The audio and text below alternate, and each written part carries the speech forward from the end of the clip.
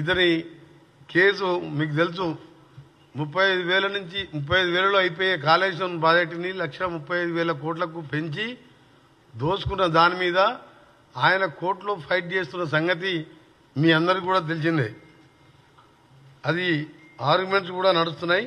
అందులో కేసీఆర్, హరీష్ రావుతో పాటు ఇంకా ముగ్గురు పేర్లు మొత్తం 5గురిని దోషులుగా చేసి వారు కోర్టులో కేసు వేయడం జరిగింది. మేడిగడ్డ కుంగిపోతూ 1,00,000 కోట్ల ప్రజాధనం వృధా అయిందని చెప్పి అతను ఒక సామాజిక కార్యకర్తగా కేసు వేయడం, దాని మీద రెగ్యులర్గా వాదనలు నడుస్తుండడం, దానికి స్క్వాష్ చేయాలని కేసీఆర్ గారు కూడా కోర్టుకు వెళ్లడం జరిగింది. గతంలో ఈ కేసు కూడా మొన్న కూడా 11/2/2025 మన ఫిబ్రవరి 11 రోజు కూడా హియరింగ్ ఉండే డిస్ట్రిక్ట్ సెషన్ జడ్జి భూపాలపల్లి దగ్గర. నిన్న హత్య జరగడం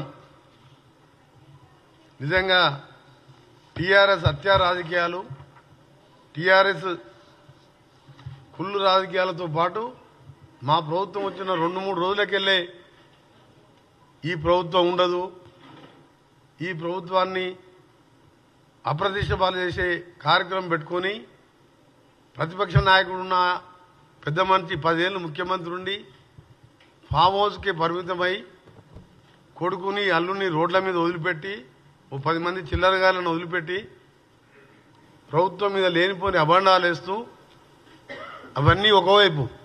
కానీ నిన్న జరిగిన హత్య మాత్రం చాలా బాధాకరం. దీనికంటే ముందు సంజీవ్ రెడ్డి అనే అడ్వకేట్ కూడా హార్ట్ అటాక్తో చనిపోవడం జరిగింది. అది కూడా అనుమానాస్పద మృతిగానే ఉన్నది. ఈరోజు జరిగిన హత్య మీరు టీవీలలో ఇప్పుడు మీరు చూడండి, మీకు కూడా చూపిస్తాం. ఇప్పుడు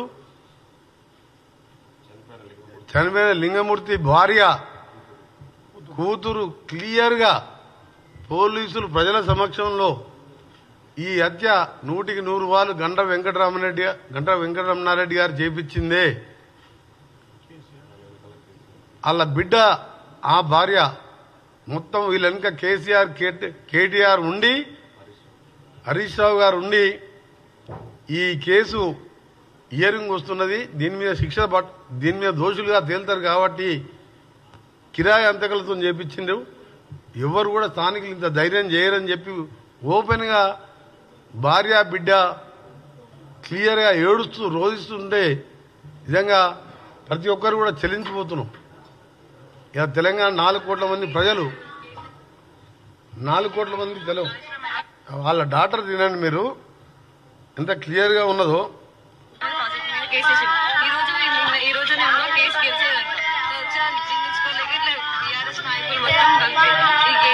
కేటీఆర్ కి పెట్టిన వీళ్ళ నుంచి గంట నుంచి ఇక్కడ ఉండాలి, ఇక్కడ ఉన్న వాళ్ళకి వాళ్ళకి సీన్ లేదు, వాళ్ళు ఇక్కడ పెట్టించి వాళ్ళంతా ఇట్లా చంపిస్తుంటారు.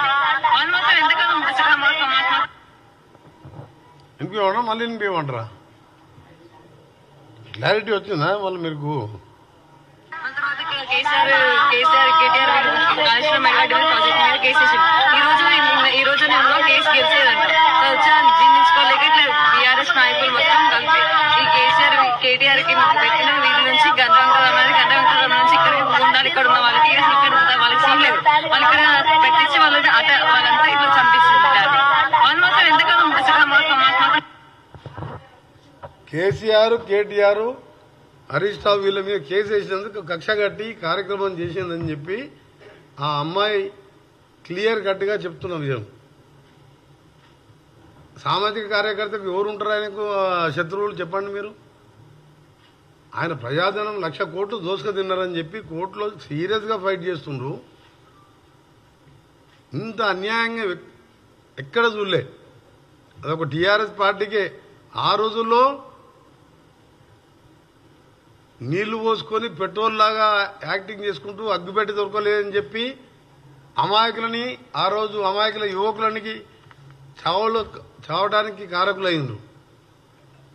ఆ తర్వాత తెలంగాణ ఇంతమంది చనిపోతున్న కాంగ్రెస్ పార్టీ 4 కోట్ల మంది సకల జనుల సమ్మె చూసి తెలంగాణ రాష్ట్రాన్ని కాంగ్రెస్ పార్టీ సోనియా గాంధీ గారు ఇస్తే దాన్ని దళిత ముఖ్యమంత్రి అని చెప్పి రకరకాలుగా ప్రజలను మోసం చేసి అధికారంలోకి వచ్చి 10 ఏళ్ళు దోసుకొని ఆ దోపిడి బయటపడుతుంటే ఓర్వలేక హత్యలకు దిగజారిందంటే సిగ్గుతో తలదించుకోవాలి. వీళ్ళు నిజంగా ఈ తెలంగాణలో ఎట్లా పుట్టినో అర్థమవుతలేదు. మీరు పోయిన ఎన్నికల ముందు చూశాను, వామన్ రావు గారు అడ్వకేటు వాళ్ళ వైఫ్ నడి రోడ్డు మీద డే టైం మర్డర్ చేసిండ్రు. మర్డర్ చేసిన వ్యక్తి ఎవరో అందరికీ తెలుసు. అక్కడ అతని మీద కేసు పెట్టకుండా సిగ్గు లేకుండా అతనికి టికెట్ ఇచ్చింది మళ్ళీ ఎమ్మెల్యే టికెట్. అక్కడ ఉండి ఆ రౌడీజం, మైనింగ్, శాండ్ మైనింగ్ అన్ని మాఫియాలు తయారు చేసుకుంటూ అక్కడ శ్రీధర్ బాబు గారిని కూడా ఆయన ఎవరు జోలికి పోయే వ్యక్తి, ఆయనను కూడా హత్య చేయించే ప్రయత్నం చేసిన వ్యక్తికి మళ్ళీ ఆయనకే టికెట్ ఇచ్చిండు. దేశమంతా రాష్ట్రమంతా కోడే కూసింది.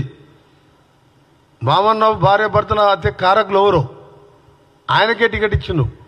మళ్ళా జనగాంలో ఓ జడ్పీ వైస్ చైర్మన్ భర్త ఎండిఓ గారిని, రామకృష్ణ గారిని మర్డర్ చేసిందని చెప్పి క్లియర్గా కమిషనర్, ఇప్పుడున్న హైడ్రా కమిషనర్ రంగనాథ్ గారి స్టేట్మెంట్ కూడా క్లియర్ కట్గా ఆ స్టేట్మెంట్ ఉంది. ఎవరు చెప్పించారు అంటే ఎటుపోతుంది తెలంగాణ? దీనికోసమైనా తెలంగాణ మనం తెచ్చుకున్నది. ఈరోజు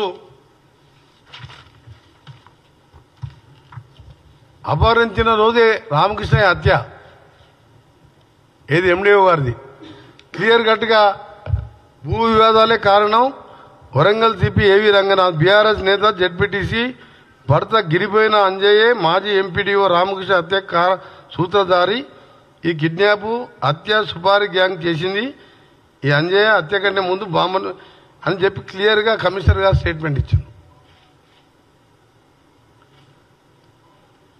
ఈరోజు ఓపెన్గా గండ్ర వెంకటరమణారెడ్డి గారు ఆ రోజు మా పార్టీలో గెలిచి అమ్ముడు పోయి మళ్ళీ వాళ్ళ భార్యని టీఆర్ఎస్లో జడ్పీ చైర్మన్ చేసుకొని ఇవాళ కేటీఆర్, కేసీఆర్, హరీష్ రావు మాటలని ఒక మంచి వ్యక్తిని హత్య చేయించడాన్ని తీవ్రంగా ఖండించడమే కాదు, మేము ప్రభుత్వాన్ని కూడా డిమాండ్ చేస్తున్నాం. ప్రభుత్వంలో మంత్రిగా అలాగే ఒక తెలంగాణ వాదిగా, ఎందుకంటే ఇది మంచి పద్ధతి కాదు. నువ్వు దోచుకున్న మాట వాస్తవం, అందరికీ తెలిసిందే. అది ఎన్డీఎస్ఏ వాళ్ళు చెప్పిండ్రు, కేంద్రం దాని మీద ఘోష్ కమిటీ చెప్పింది. ఇదే కాదు, పైన ఉన్న అన్నారం సుందీలో కూడా మేము గ్యారంటీ ఇవ్వలేము, ఎప్పుడు కూలిపోతావో అని చెప్పడం వాళ్ళ రిపోర్ట్ కూడా ఇచ్చిండ్రు.